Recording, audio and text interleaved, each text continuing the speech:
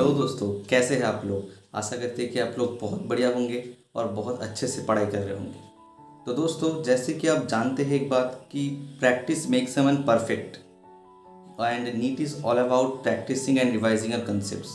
क्योंकि बिना प्रैक्टिस किए क्वेश्चंस को आप समझ नहीं पाओगे कि कैसे तरह के क्वेश्चंस नीट में आ सकते हैं। तो प्रैक्टिस इज़ वेरी मैंडेटरी। पर क्या सिर्फ प्रैक्टिस करने से ही बात बन जाएगा? आंसर है बिल्कुल नहीं। Not only practice, it is perfect practice that makes a man perfect. तो आपको ये भी सोचना पड़ेगा कि इस प्रैक्टिस के द्वारा कैसे आप मैक्सिमम यूटिलिटी पा सकते हैं। तो आज का ये वीडियो उसी एक स्ट्रैटेजी के ऊपर होने वाला है। वीडियो को एंड तक देखिएगा, आपको बहुत हेल्प होने वाला है। तो अगर हम चैप्टर वाइज आए तो पहले आता है biology, which is a major subject in NEET. और मैक्सिमम लोग सोचते हैं कि बायोलॉजी में सिर्फ रीड करने से या फिर रट्टे बनने से या फिर रिवाइज करने से ही काम बन जाता है, पर आंसर है बिल्कुल नहीं। यहाँ पर भी प्रैक्टिस मस्ट है, क्योंकि बिना प्रैक्टिस के आपको कंसेप्ट याद नहीं रहने वाले। तो कैसे प्रोसीड करें? देखिए, अगर चैप्टर वाइज आए तो मिनिमम कितने क्वेश्चंस करने चाहिए आपको? मिनिमम 100 क्वेश्चन तो करना ही चाहिए। उससे ज़्यादा किया तो बहुत ही बढ़िया, पर 100 क्वेश्चन मिनिमम करना ही पड़ेगा। और उसके साथ साथ जो मस्ट है वो है प्रीवियस ईयर क्वेश्चन, यानी कि PIQs। अब PIQ कितने साल के करेंगे? देखिए, बायोलॉजी में पिछले 7 से 8 साल का PIQ आप कर सकते हैं। ये उससे पीछे अगर आप जाए तो जो क्वेश्चन आते हैं वो काफ़ी इरेलीवेंट आते थे, मतलब वो अभी नहीं आते, वो आउट ऑफ सिलेबस आते थे, जो करने की ज़रूरत नहीं। तो पिछले 7 से 8 साल का करिए, दैट्स फाइन। और आप PIQs करते वक्त एक चीज़ ध्यान रखिए कि जो टफ क्वेश्चन लग रहा है या फिर जो क्वेश्चन आपका गलत हो रहा है, वो देखिए कि उसमें एक एस्ट्रिक मार्क करके रखिए। मतलब जब आप रिवाइज करें फिर से उन क्वेश्चंस को, तो आपको सारे क्वेश्चन देखने ना पड़े, बस उसी क्वेश्चंस को, मतलब एस्ट्रिक मार्क वाले क्वेश्चंस को देखते जाइए और आपको रिवाइज कंप्लीट कीजिए। या फिर ऐसे भी कर सकते हैं कि जो क्वेश्चंस गलत हुए हैं उनको आप NCERT में अपने लिख सकते हैं, या फिर अगर आप जो नोट से पढ़ते हैं वहाँ पर भी लिख सकते हैं, ताकि जल्दी से आपको नज़र आ जाए। और बाकी जो 100 क्वेश्चंस की बात आती है, उनमें आप क्या कर सकते हैं कि उन 100 क्वेश्चन में मिनिमम 50 क्वेश्चंस तो आपके असर्शन रीजन और स्टेटमेंट्स बेस्ड रहने चाहिए। क्योंकि अभी आप देख रहे हैं कि काफ़ी असर्शन रीजन और स्टेटमेंट बेस्ड क्वेश्चंस आ रहे हैं, तो मिनिमम 50 क्वेश्चंस ऐसे रहने चाहिए। और हाँ, एक बात जो और होना चाहिए, जो डायग्राम्स है आपके बुक में, उस डायग्राम के ऊपर भी प्रोबेबल हर एक क्वेश्चंस आपको रेडी होना चाहिए। क्योंकि डायरेक्ट डायग्राम से तो शायद पिछले 2-3 सालों में ऐसा क्वेश्चन आया नहीं है, पर डायग्राम के अंदर जो हिडन क्वेश्चंस है वहाँ से क्वेश्चन काफ़ी बार आ चुका है अब तक। तो उनको हल्के मत लीजिए, उनको भी डिटेल में प्रैक्टिस कीजिए। सेकेंड पॉइंट जो आता है कि सारे ऑप्शंस को, आपको 4 ऑप्शंस मिलेंगे हर एक क्वेश्चंस का, तो हर एक ऑप्शंस को आप केयरफुली पढ़िए। हो सकता है कि वो ऑप्शन उस क्वेश्चन से रिलेटेड ना हो, पर उस ऑप्शन को लेकर बाकी जो फैक्ट्स या फिर बाकी जो कॉन्सेप्ट्स हैं उनको आप रिकॉल करते जाइए। इससे क्या होगा कि आपको उस प्रैक्टिस के थ्रू सिर्फ उस क्वेश्चंस का नहीं, उससे रिलेवेंट या फिर इरिलेवेंट बाकी जो चीज़ आपके सिलेबस में वो भी याद करते जाएंगे। तो इससे आपको ज़्यादा कंसेप्ट क्लियर हो जाएगा और ज़्यादा चीज़ें याद रहेगी। ठीक है, अब ये तो कि बायोलॉजी की बात। नेक्स्ट आते हैं फिजिक्स, वो चीज़ें very big scary subject for NEET aspirants. ठीक है, तो फिजिक्स बहुत लोग मतलब नीट एस्पिरेंट्स को तो बहुत टफ लगता है। तो इसको आसान कैसे करें? देखिए, इसका एक सिंपल तरीका है कि सिर्फ प्रैक्टिस करना। सिर्फ प्रैक्टिस के थ्रू ही आप फिजिक्स को आपके हाथों के मुट्ठी में कर सकते हैं। तो इसमें भी अगर हम चैप्टर वाइज चले तो मिनिमम 100 क्वेश्चन तो करना ही होगा। उससे ज़्यादा क्या तो बहुत बढ़िया। और उस 100 क्वेश्चन में सिर्फ न्यूमेरिकली नहीं करना है, उसके साथ साथ थियोरिटिकल क्वेश्चंस भी करने हैं। क्योंकि अभी देखा जा रहा है कि फिजिक्स में काफ़ी एनालिटिकल क्वेश्चंस आ रहा है जो स्टूडेंट्स को प्रॉब्लम दे रहा है। तो आपको सिर्फ न्यूमेरिकल के साथ साथ थियोरिटिकल मतलब एनालिटिकल क्वेश्चंस भी करने होंगे। और PIQ जो मस्ट है फिजिक्स के लिए, वो तो आप सब जानते ही है। और यहाँ पर PIQ कोई लिमिट नहीं है कि आप 7 से 8 साल का ही करो, आप पिछले हर एक साल का PIQ कर सकते हो। क्योंकि फिजिक्स में इतना ज़्यादा सिलेबस चेंज होता नहीं, मैक्सिमम कंसेप्ट बेस रहता है and you can solve it. ये रिलेवेंट होता है हर समय, तो हर साल का कर सकते हैं आप, नॉट इशू।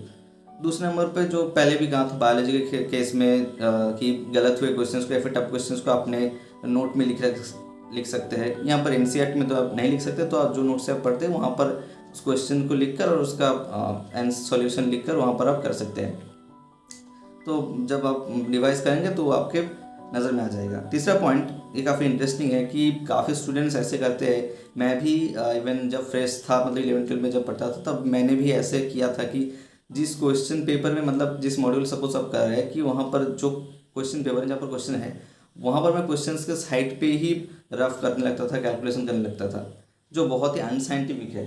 मतलब जो चीज़ें काफ़ी इंपॉर्टेंट है वहाँ पर वो सब करना बिल्कुल गलत है, क्योंकि वहाँ से वो पेज बहुत मेसी हो जाता है, जो ठीक नहीं है। मतलब अब जो रिवाइज करेंगे तब वो क्लियर नहीं दिखेगा। तो इस केस में क्या करें, उसके लिए एक स्पेशल मेथड है। देखिए, POIQs तो बहुत इंपॉर्टेंट है, तो इसके लिए आप क्या करें कि POIQs को अलग से एक नोटबुक में आप हर एक स्टेप, हर एक फॉर्मूला के साथ, और उसके साथ साथ अगर आप कुछ शॉर्टकट या फिर ट्रिक अप्लाई कर रहे हैं तो उनको भी डिटेल्स लिखते जाइए, ठीक है। तो इससे क्या होगा ना कि जो उसको, मतलब क्वेश्चन से रिलेटेड जो कंसेप्ट है वो भी आपको बहुत अच्छे से क्लियर होंगे। और एक सबसे बड़ी बात, जब आप रिवाइज करने जाएंगे POIQs को, अगर आप कोई स्टेप्स या मेथड भूल भी जाए तो उसको आप चेक कर सकते हैं। आपके पास एक रिकॉर्ड है कि हाँ, मैं इससे देख के मैं कर सकता हूँ, तो डरने की कोई बात नहीं है, पैनिक होने की कोई बात नहीं रहेगा। अब सारे क्वेश्चन तो आप ऐसे कर नहीं सकते, तब बहुत टाइम चला जाएगा और आपको टाइम बाउंड करके प्रैक्टिस भी करना है। तो बाकी जो मॉड्यूल के क्वेश्चन रहेंगे या फिर जो यहाँ से आप क्वेश्चंस कर रहे हैं, मगर POIQs को छोड़कर बाकी जो क्वेश्चंस है वो आप टाइम बाउंड करके कीजिए। उसमें ये मैटर नहीं करना है कि वो रफ उसी पेज में करे या फिर बाकी अलग से रफ पेज में करे, दैट डजंट मैटर। इस पर आप टाइम बाउंड करके जैसे करते हैं वैसे करें, पर POIQs को डेफिनेटली आपको अलग से नोट में करना ही होगा, दैट्स मस्ट। चौथे पॉइंट में आता है कि काफ़ी लोग पूछते हैं कि क्या NCERT के एक्सरसाइज करना मैंडेटरी है नीट के लिए। मेरे ख्याल से तो लगता है कि ये बिल्कुल भी ज़रूरी नहीं है, क्योंकि यहाँ पर काफ़ी सारे क्वेश्चंस मतलब हाई लेवल का रहता है, इवन JEE एडवांस लेवल का रहता है, जो बिल्कुल भी नेसेसरी नहीं है। तो मैं कहूँगा NEET aspirants specially for droppers exercise NEET का, मतलब NCERT का मत कीजिए इनिशियली। हाँ, अगर आप फ्रेशर है या फिर आप न्यूमेरिकल करना पसंद करते हैं, अच्छे क्वेश्चन करना अच्छा लगता है आपको, एंड आपका इनफ टाइम है, only in that case you can attempt NCERT exercise. इसके अलावा तो मुझे नहीं लगता है कि it is not at all mandatory, बिल्कुल भी ज़रूरी नहीं है। ये तो गई फिजिक्स की बात। नेक्स्ट आते हैं और आखिरी सब्जेक्ट हमारा केमिस्ट्री। 3 पार्ट है इसमें, फिजिकल, ऑर्गेनिक, इनऑर्गेनिक, तो उनको भी पार्ट वाइज डिस्कस करते हैं। पहले आता है फिजिकल। देखिए, फिजिकल में आप नॉर्मल फिजिक्स जैसे स्ट्रेटेजी था उसी तरह आप इसको भी उस स्ट्रेटजी से आप इसको कर सकते हैं, प्रैक्टिस कर सकते हैं। पर यहाँ पर प्रीवियस क्वेश्चन सारे साल की करने की ज़रूरत नहीं। 10 से 12 साल, पिछला 10 से 12 साल का आप POIQs कर सकते हैं, क्योंकि उससे पहले थोड़ा कुछ क्वेश्चन आते थे जो इरेलीवेंट है, अभी नहीं आते, तो वो भी करने की ज़रूरत नहीं। तो लास्ट 10 to 12 ईयर्स करें, दैट्स इनफ। और बात आती है ऑर्गेनिक की। ऑर्गेनिक में तो वैसे ही जैसे बोला पिछले सब्जेक्ट्स में कि 100 क्वेश्चन मिनिमम करने हैं, उसके साथ प्रीवियस ईयर क्वेश्चन करना है, 8 से 9 साल के पिछले कर सकते हैं, दैट्स ओके। दूसरा पॉइंट जो आता है कि ऐसे मैक्सिमम क्वेश्चन रहेंगे ऑर्गेनिक में जिसमें आपको एक रिएक्शन दिया जाएगा, उसका एक प्रोडक्ट निकालने को बोलेगा। तो आपको क्या करना है कि सिर्फ प्रोडक्ट चूज़ करने के बाद ही रुक नहीं जाना है, आपको उस रिएक्शन का जो मैकेनिज्म है, अगर वो ज़रूरत है, मतलब रेलिवेंट है कि नीट में आ सकते हो मैकेनिज्म, तो वो भी रिकॉल करते जाइए। तो उसके साथ आप एक क्वेश्चन के थ्रू बहुत सारी चीज़ें आप रिकॉल कर रहे हैं, ताकि आपका मेमोराइजिंग और ज़्यादा स्ट्रॉन्ग हो रहा है। ऐसे ही अगर आप IPSC नेम चूज़ कर रहे हैं किसी स्पीसीज़ का, तो उसमें जो प्रायोरिटी रूल आप लगा रहे हैं, हर एक क्वेश्चन में वो प्रायोरिटी रूल रिकॉल करते जाइए, क्योंकि ये रूल काफ़ी लोगों को बहुत तंग करता है, याद नहीं रहता, मुझे भी नहीं रहता था। तो ऐसा आप उसको याद कर सकते हैं इनिशियली। हर एक क्वेश्चन का प्रायोरिटी रूल याद करते जाइए हर एक स्पीसीज़ के लिए, और आपको बहुत अच्छे से ये मेमोराइज हो जाएगा।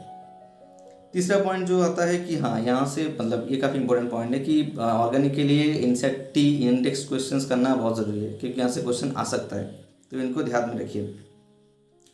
उसके बाद आता है इनऑर्गेनिक, जो मुझे बहुत टफ लगता था, मतलब याद रखने वाला सब्जेक्ट है, काफ़ी लोगों को टफ लगता है। इसमें भी आप ऐसे कर सकते हैं कि मिनिमम 100 क्वेश्चन करिए, और POIQ पिछले 7 और 8 साल का कर सकते हैं, दैट्स ओके। और दूसरा पॉइंट जो है ये थोड़ा इंपॉर्टेंट है कि यहाँ पर ब्लॉक केमिस्ट्री होता है और बाकी कॉन्सेप्ट बेस्ड थोड़ा चैप्टर रहता है। तो ब्लॉक केमिस्ट्री में तो मैक्सिमम याद रहने वाला ही चैप्टर है, तो वो आप बायोलॉजी की तरह जैसे NCERT से पढ़ के एक्सरसाइज करते थे वैसे ही कर सकते हैं, उसमें कोई प्रॉब्लम नहीं है। बाकी जो कंसेप्चुअल क्वेश्चन, मतलब चैप्टर जैसे जाके केमिकल बॉन्डिंग कह लीजिए या फिर कोऑर्डिनेशन केमिस्ट्री कह लीजिए, उनमें आप क्या कर सकते हैं, जो उनमें जो हाइब्रिडाइजेशन निकालने का या फिर बॉन्ड ऑर्डर निकलने का एक्सेट्रा का फॉर्मूला है, कैलकुलेशन है, वो आप अलग से उसी पेज में क्वेश्चंस के साइड में कर सकते हैं। तो बाद में अगर आप याद ना भी रहे तो वो देख के आप याद कर सकते हैं। इसमें अलग से करने की ज़रूरत नहीं है क्योंकि छोटा फॉर्मूला लगता है, कोई इशू नहीं है। और हाँ, एनसीईआरटी एग्जाम्पल इनऑर्गेनिक के लिए बहुत बहुत इंपॉर्टेंट, इट इज़ मस्ट, क्योंकि यहाँ से पूरा मतलब पूरा इनऑर्गेनिक केमिस्ट्री पूरा एनसीईआरटी बेस ही आता है, तो उसमें जितना कुछ है आपको करना पड़ेगा। ये तो क्या सब्जेक्ट वाइज पॉइंट, आप जनरल कुछ पॉइंट्स आते हैं प्रैक्टिस के लिए क्या स्ट्रेटजी यूज़ करना चाहिए। पहला पॉइंट मैं बोलना चाहूँगा कि जो क्वेश्चंस आपको गलत हो रहे हैं उनको आप ज़्यादा हाईलाइट करने के लिए आप क्या कीजिए कि उस क्वेश्चन जो क्वेश्चन गलत हो रहा है उसमें क्रॉस साइन लगा दीजिए रेड कलर पेन से। उससे क्या होगा कि आप जब देखेंगे तो आपको जल्दी से नज़र में आ जाएगा कि हाँ ये क्वेश्चन मेरा गलत हुआ था, और फिर से आप उसको एक बार कर लीजिएगा। और अगर क्वेश्चन से रिलेटेड कुछ इंपॉर्टेंट पॉइंट्स हुआ जो आपको याद रखना है तो उसको आप उस क्वेश्चन के साइड में ग्रीन कलर पेन से लिख सकते हैं। कलर मैंने यही चूज़ किया है, आप कुछ और कलर भी चूज़ कर सकते हैं, दैट डिपेंड्स अपॉन यू। दूसरा पॉइंट जो बोलना चाहूँगा कि प्लीज़ रेलिवेंट क्वेश्चंस प्रैक्टिस कीजिए, मतलब इधर उधर बहुत बाहर का क्वेश्चंस कर लिया ऐसा मत कीजिए। जो एनसीईआरटी से क्वेश्चन से, जैसे कि बायो और इनऑर्गेनिक केमिस्ट्री में तो सिर्फ एनसीईआरटी से ही फॉलो करना है, वहाँ से ही क्वेश्चंस करना है, तो एनसीईआरटी बेस्ड क्वेश्चन कीजिए। और ऐसा कर सकते हैं कि इधर उधर के क्वेश्चन करने के साथ बजाय जो कोचिंग इंस्टीट्यूट में आप पढ़ रहे हैं वहाँ का डीपीपीस, होम असाइनमेंट्स या फिर बाकी कुछ बैचेस का टेस्ट पेपर का क्वेश्चंस वो भी आप सॉल्व कर सकते हैं, ये ज़्यादा हेल्पफुल होगा। तीसरा पॉइंट मैं बोलना चाहूँगा कि पीवाईक्यू को सबसे पहले प्रायोरिटी दें, because they are the most important questions, क्योंकि मैक्सिमम क्वेश्चंस पीवाईक्यू से रिपीट होते हैं, मतलब डायरेक्ट तो नहीं आते पर वैसे क्वेश्चंस ही आते हैं। तो पीवाईक्यूज़ को आपको हाथ की मुट्ठी में करने के लिए आप प्रैक्टिस कर सकते हैं एमटीजी का 35 ईयर्स का प्रीवियस ईयर क्वेश्चंस, जो काफ़ी हेल्पफुल है। यहाँ पर टॉपिक वाइज सारे क्वेश्चंस का सल्यूशन भी दिया रहता है अलग से, तो ये काफ़ी हेल्पफुल है। चौथे पॉइंट ये है कि जब आप रिवीजन करने जाए एक चैप्टर का, तो उसमें आप नया क्वेश्चंस करने के बजाय जो क्वेश्चंस आप कर चुके हैं उसको फिर से रीअटेम्प्ट कीजिए, मतलब जो गलत हुआ या फिर टफ लगते थे उनको फिर से रीअटेम्प्ट कीजिए। नए से क्वेश्चन करने से अच्छा ये करना बेटर है। 5 नंबर में बोलना चाहूँगा कि काफ़ी लोग पूछते हैं कि क्या जेईई मेंस का क्वेश्चन हम कर सकते हैं, नीट एस्पिरेंट्स कर सकते हैं क्या। मेरा जवाब है बिल्कुल कर सकते हैं, क्योंकि काफ़ी टीचर्स भी कहते हैं कि हाँ अपने लेवल को बूस्ट करने के लिए आप जेईई मेंस का प्रिपेयर कर सकते हैं, क्योंकि ये ऑलमोस्ट नीट का लेवल का ही रहता है, थोड़ा सा हायर लेवल का रहता है, इससे आपका प्रिपरेशन और अच्छा हो जाएगा, तो ये आप कर ही सकते हैं। तो आज के लिए इतना ही। होप आपको ये वीडियो काफ़ी हेल्पफुल होगा। तो मिलते हैं नेक्स्ट किसी वीडियो में, तब तक के लिए अलविदा। बहुत अच्छे से पढ़ाई करते रहिए। All the best NEET warriors.